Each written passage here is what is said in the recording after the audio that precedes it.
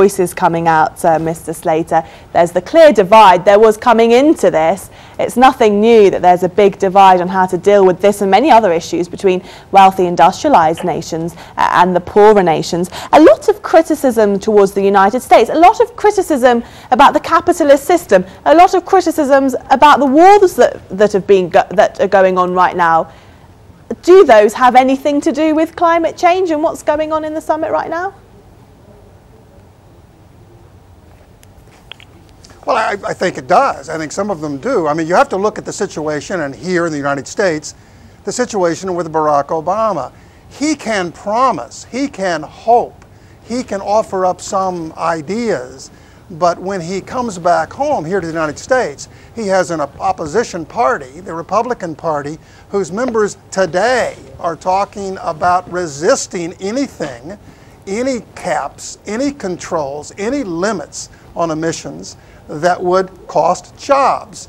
And so the key to these kinds of negotiations, political or legally binding, are how can all sides, the developed industrial nations and the developing nations, how can all sides see something to their advantage in a conclusion? My sense is that that's not only a very difficult task, that is not a task that these negotiators have been successful in achieving. One example would be the United States dealing with China, the two biggest emitters of greenhouse gases in the world. The United States is demanding that China offer more monitoring, that they have more disclosure, more transparency. China has resisted that for its own reasons.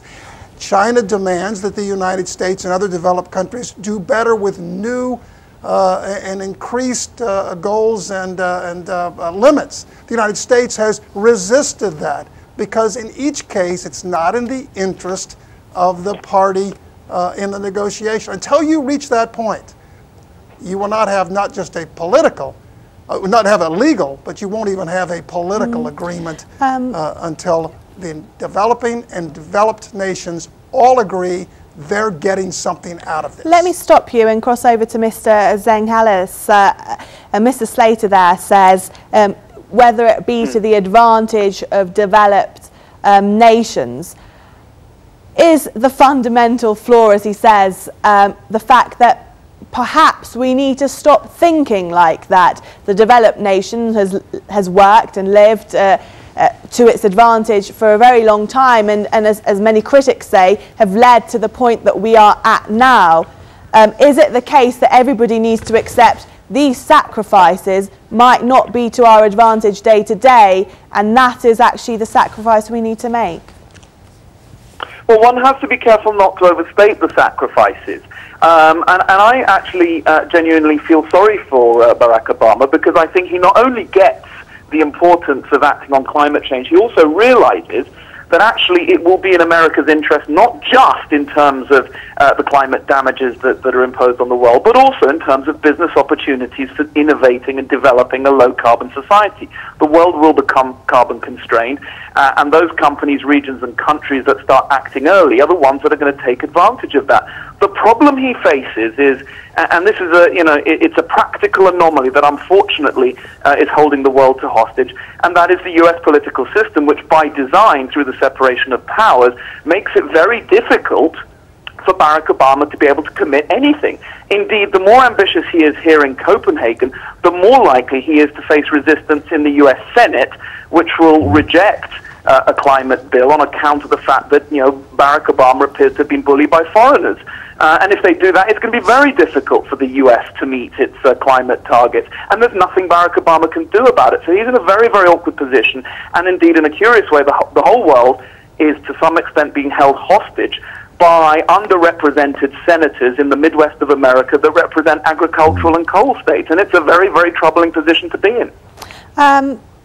Mr. Smith, is there a sense that despite all the pleasantries that we've seen, that coming out of this conference there's actually more of a bitter divide than there was coming in?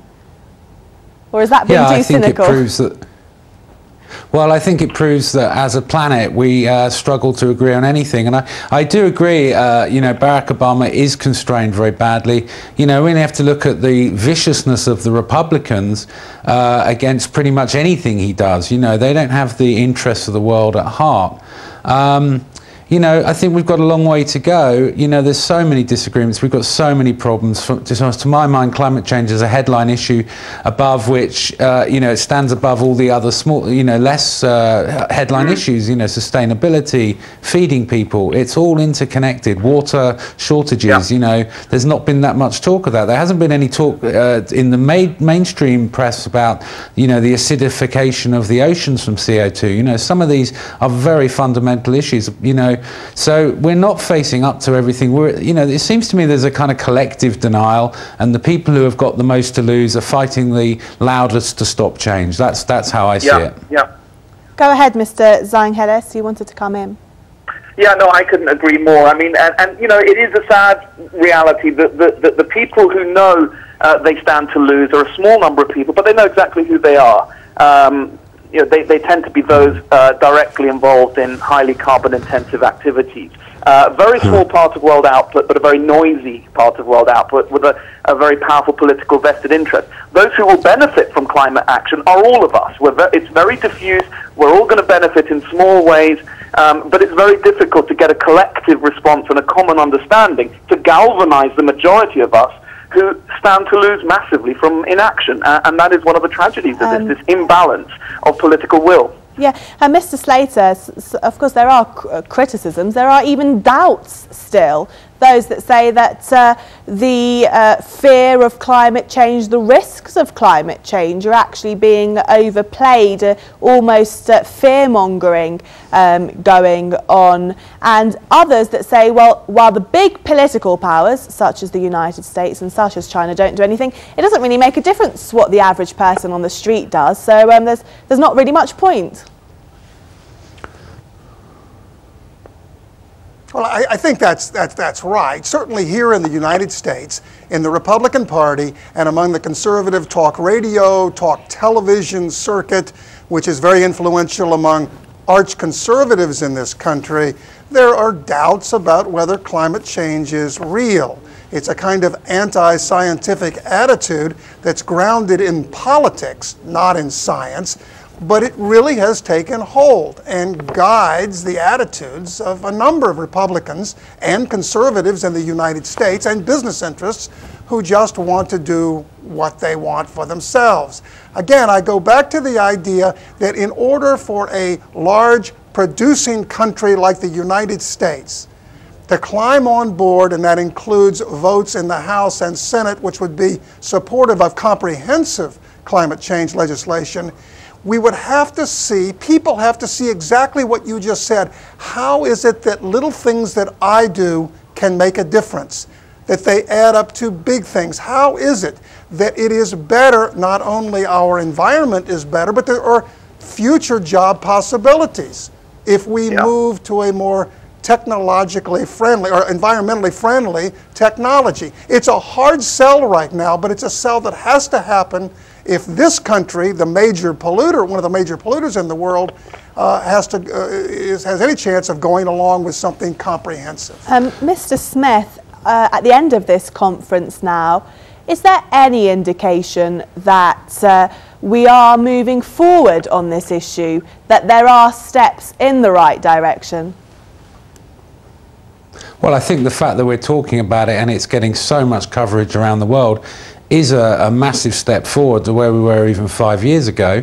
I think what they need to do at the end of this is say we're going to have another conference in 3 months and iron out the differences. This is not the end, it's part of a longer term process. You know, if this fails, it's not like we're doomed to irreversible climate change. We've still got time to do something about it. I think this conference has opened up the divisions, it's made them very clear. So we do have some room to discuss the outstanding